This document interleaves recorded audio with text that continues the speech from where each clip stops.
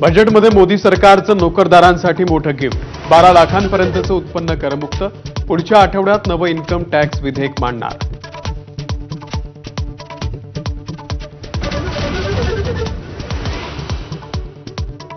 Cancer सहित 36 औषधांवरची custom duty हटवली। Electric वाहनं, मोबाईल आणि चामड्याच्या वस्तू LED, LCD स्वस्त होणार।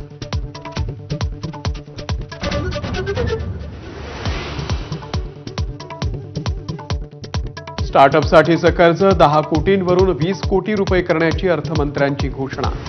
SC, ST महिलांना स्टार्टअपसाठी 2 कोटींची मदत देणार।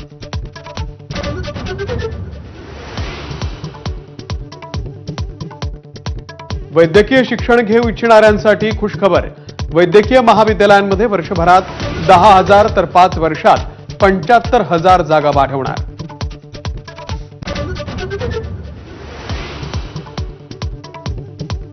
पंतप्रधान धनधान्य कृषी योजनेची घोषणा। डाळींसाठी 6 वर्षाचं आत्मनिर्भर अभियान। वस्त्रोद्योग बळकट करण्यासाठी 5 वर्षांचं लक्ष्य।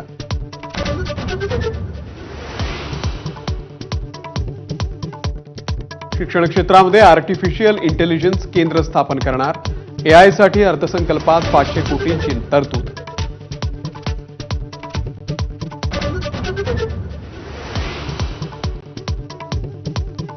दोन घरं असणाऱ्यांना मोठा दिलासा। दोन्ही घरांवरती आता कसलाही कर नाही। दोन्ही घरं स्वतःच्या मालकीची दाखवता येणार।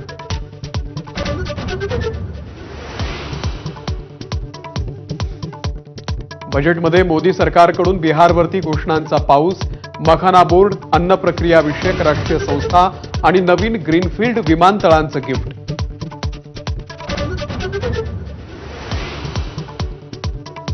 मध्यम वर्गासाठी ड्रीम बजेट। मुख्यमंत्री फडणवीसांची प्रतिक्रिया। तर आर्थिक महासत्तेच्या वाटेवरती नेणारा अर्थसंकल्प। अजितदादांकडून कौतुक।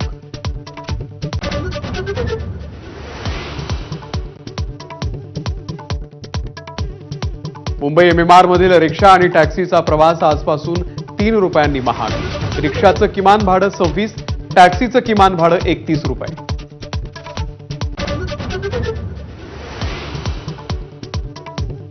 आता जोडायची वेळ आहे। ABP माझाच्या मुलाखतीमध्ये मंत्री संजय शिरसाट यांचं मोठं वक्तव्य।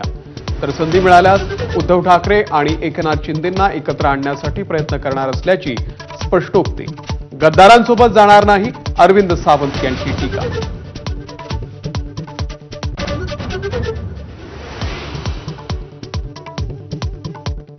कागलमधील जमिनी समरजित घाटगे यांनी बेकायदेशीररित्या बळकावल्या।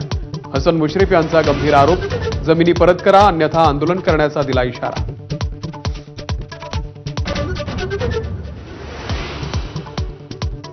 तेल कंपन्यांकडून व्यावसायिक गॅसच्या किमतीमध्ये घट। व्यावसायिक वापराचा 19 किलोचा सिलेंडर 7 रुपयांनी स्वस्त।